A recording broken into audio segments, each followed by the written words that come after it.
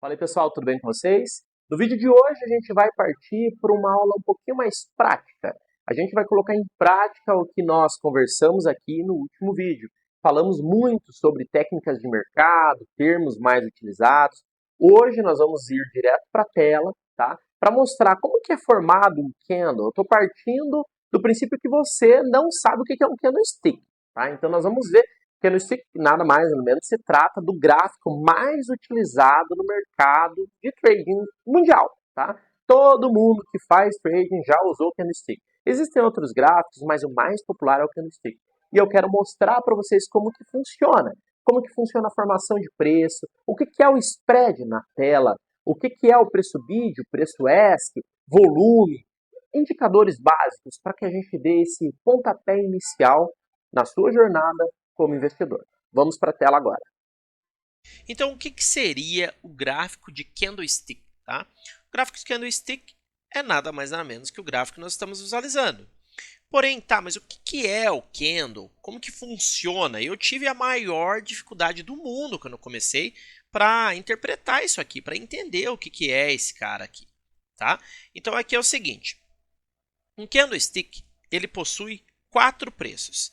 A mínima, a máxima, a abertura e o fechamento, beleza? Tá, mas a abertura, máximo, mínimo, fechamento do quê? De onde o preço transitou em determinado momento, tempo, tá? Então existem tempos gráficos que nós chamamos de time frame, tá? Então tempos gráficos que são 1 minuto, 2 minutos, 5 minutos, 1 hora, 1 dia. E o que são daí esses time frames? Como que eu visualizo eles no gráfico aqui nos candles? Quando eu falo que eu estou usando o tempo gráfico de 1 minuto, cada candle desse aqui representa 1 minuto. Então, quando eu estou falando que eu estou usando 1 minuto, eu estou querendo dizer, vamos supor que aqui, ó, nesse horário aqui, ó, 19 horas, tá? Esse candle aqui, ó, bem esse cara aqui, ó 19 horas, esse cara aqui. Tá? Às 19 horas, a mínima que o preço teve entre 19 e 19h01 foi essa. A máxima foi essa. No 19 horas em ponto, esse era o preço. Assim que deu 19h01, esse era o preço. Entendeu? Então, nós temos aqui onde o preço transitou dentro do minuto 1 das 19 horas. Então, de 19 a 19h01. Já esse cara na frente aqui, ele já é o minuto 2. Então, da 19h01 a 19h02, da 19h02 a 19h03, da 19h03 a 19h04 e assim sucessivamente. Tá? Então, a gente pode, né, obviamente, afirmar que nós temos um candle da seguinte forma. Tá? Aqui ele abriu 19 horas, tá bom? Aí aqui ele começou a transitar o preço. Aí ele fez assim. E fechou aqui. Então, aqui nós teremos a máxima dele. Ó. Aqui nós teríamos a mínima. Aqui nós teremos o preço de fechamento e o preço de abertura. E o candle seria desta forma aqui. Então, o preço ele se movimenta o tempo inteiro. Porém, a formação do candle é de acordo com o tempo. Tá bom? Então, isso é um gráfico de candlestick. Tá? E aqui embaixo nós temos os volumes, tá? O que acontece? O que é esse volume aqui? São quantos negócios ocorreram dentro de cada candlestick. Quando nós falamos em indicadores, os indicadores eles são percorridos por cada candle, tá? Então, se a gente fala uma média de preço, ele vai pegar e vai fazer uma média desse preço com esse, com esse, com esse, com esse, com esse, com esse, e vai desenhar uma média. Entendeu? Então, é sempre usando esses candles, sendo que a média ela pode ser baseada na máxima, na mínima, na abertura ou no fechamento. Então, tudo isso você pode parametrizar. Tá? Existem esses indicadores. O volume é muito usado. Quando as pessoas falam assim, olha, eu tive uma alta muito expressiva, mas sem volume. Daí a pessoa toma uma decisão baseada nisso, ela tem uma estratégia para isso. tá? Lembrando que existem dois tipos de volume. Um tipo de volume chamado tick. O que é o tipo de volume chamado tick? Para cada o preço, como eu falei, né, o candle aqui, cada movimentação que o preço faz é um tick, tá? Cada movimentação. Aí, se você tem um candle que tem bastante movimentação de preço, ele foi para cima, para baixo, você vai ter um volume lá em cima. Aí você foi lá e teve um candle igual, só que os ticks foram assim, ó.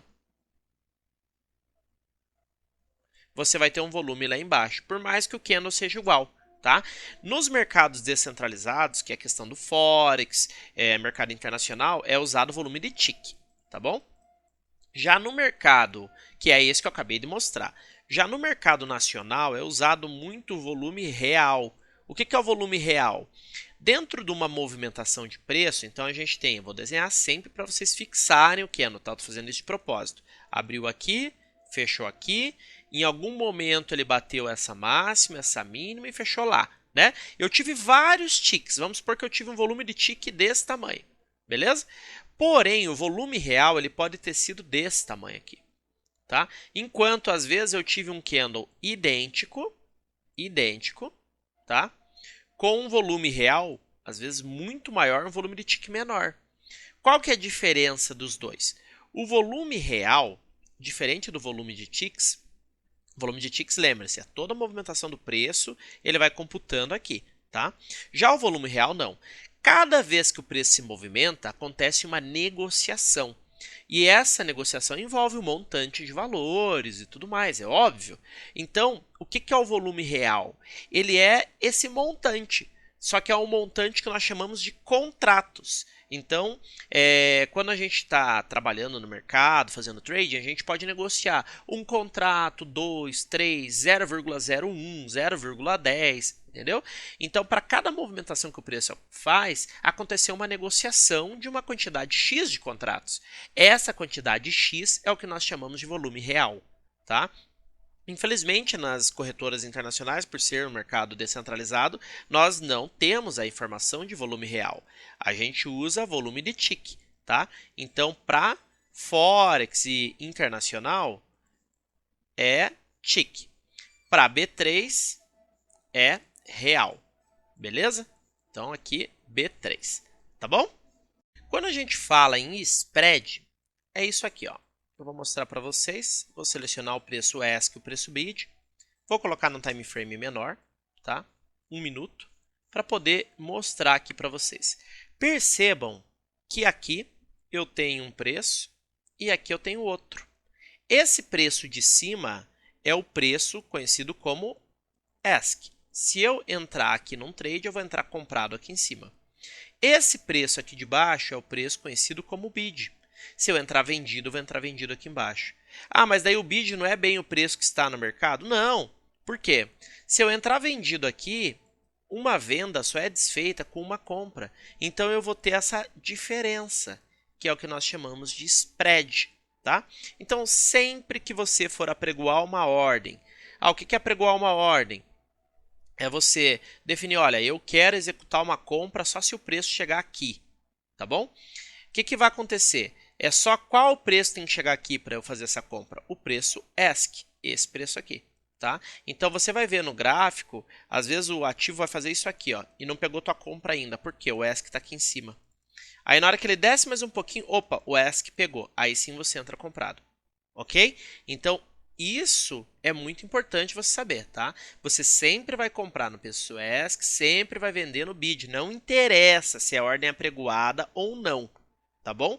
Lembrando que se você quiser, você pode falar assim, eu não preciso entrar aqui comprado imediatamente. Você pode apregoar uma ordem, falar assim, olha, eu só quero comprar, ó, ele está em 5.615, eu quero comprar se ele vier aqui, ó, no 5.610. Você coloca uma ordem de compra aqui, quando ele cai, ele compra, tá? Ah, mas eu quero comprar só se ele perder a região do 5.617. Eu posso comprar também? Você também pode, beleza? Então você pode comprar tanto para cima quanto para baixo do preço, tá?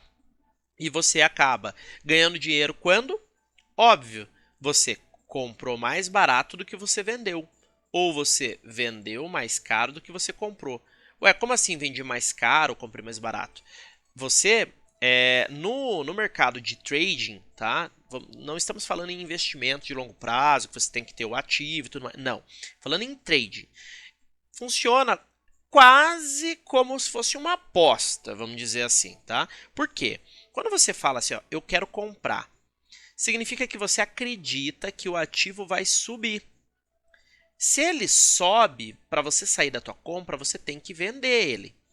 Essa diferença é o que você lucra. Já quando você fala que você quer vender, significa que você acredita que você quer que ele caia, tá? E com isso, se ele cair, você vai ter que comprar para sair da tua venda e você vai tirar o lucro disso aqui, ok? Quando a gente fala em comprar, também falamos sobre ficar long, tá? Long, que é um N, long. Quando a gente fala em vender, nós falamos em short, tá? Então vocês vão ver esses termos. Long é quando eu compro, short é quando eu vendo, ok? Beleza? Isso é muito importante. Uma coisa que poucas pessoas, né, sabem é o seguinte, e é importante também, tá? Tudo que eu estou passando aqui é importante, né? É o seguinte, se eu entro comprado aqui, ó, se eu coloco aqui uma compra, isso aqui é uma oferta, tá? Por quê? Eu só posso ter ofertas de compra abaixo do preço ask. Eu só posso ter ofertas de venda, tá? Acima do preço bid, que é esse preço aqui. Eu só posso, o bid é o de baixo sempre, tá? Que é o melhor preço de venda. Então, eu só tenho ofertas de venda acima do bid, só tenho ofertas de compra abaixo do ask. Aí, o que que acontece, gente? Vamos supor, tá? Que eu coloquei uma ordem aqui e o preço simplesmente deu um gap. Ele saiu daqui, o próximo movimento que o preço fez, ele veio aqui para baixo. Isso pode acontecer, tá? Ou seja, ele não passou por aqui. Essa minha ordem de compra, como qualquer outra ordem no mercado, ela é executada no próximo negócio após, né, tocar ali na região da tua ordem, ela precisa ser consumida. Aí o que que vai acontecer? Você tem uma ordem de compra que é conhecido como compra limit, tá? Que é uma compra abaixo do mercado. Venda limit acima do mercado, beleza? Quando o preço arma o gap ele cai aqui para baixo, você vai entrar comprado no primeiro negócio, primeira movimentação do preço, após a sua ordem. Então você vai entrar comprado aqui embaixo, ó. Melhor do que você pretendia, né? O preço saiu daqui, foi lá para baixo, aí se ele voltar, você começa a ganhar a partir daqui, tá? Então, compras abaixo do preço, que são limit, vendas acima do preço, são limit, elas só vão ser executadas no preço que você pretende ou melhor. Então você nunca, eu quero vender ele nesse preço, eu vou vender nesse preço ou mais caro. Eu nunca vou vender ele mais barato. Eu quero comprar nesse preço, eu só vou comprar ele nesse preço ou mais barato, mas eu nunca vou comprar mais caro em ordens do tipo limit. Já o contrário, né? Então eu tenho aqui o preço, né? Bid, o preço ask. Se eu colocar uma compra aqui, uma venda aqui, isso aqui não é uma oferta, tá? Não aparece no que chamamos de book de ofertas. Tem gente que acha que aparece, mas não aparece, tá? Porque isso aqui é um gatilho da plataforma. O que que acontece? Quando o preço chega naquela região, ele dispara a compra. Quando chega nessa região, dispara a venda. Aí, o que que vai acontecer? Se o preço sair daqui e ir aqui para baixo, você vai entrar vendido lá embaixo. Então você pretendia vender mais caro, mas vai vender ele mais barato. Você pretendia comprar ele, né, mais barato aqui, mas vai acabar comprando ele mais caro. Então tomem cuidado com ordens do tipo stop, tá? E não confundam o slippage, né? Não tem a ver com esses gaps que eu falei no mercado, não. O slippage é uma questão aí que acontece realmente no mercado de executar fora do teu preço por alguma razão ali, conexão, enfim. Então, isso aqui ó, que é o gap que eu falei, ó. Você tinha aqui, por exemplo, eu tinha uma ordem de compra bem aqui, ó. Tá? Aí opa, um pouquinho mais para baixo, né? Vamos colocar ali. Bem aqui, ó. Eu tinha uma ordem de compra bem aqui. Aí o preço chegou aqui, ele simplesmente, pum, pulou para cá. Você vai entrar comprado onde? Aqui, ó. Tá? É isso que vai acontecer. O slippage não tem nada a ver com isso aqui. Tá? O slippage é uma derrapagem que acontece por conta do servidor e tudo mais. beleza? Em corretoras de fora é bem menos comum acontecer esse tipo de coisa, tá? Mas é isso, gente. Falando sobre movimentação de preço, o que é um candlestick?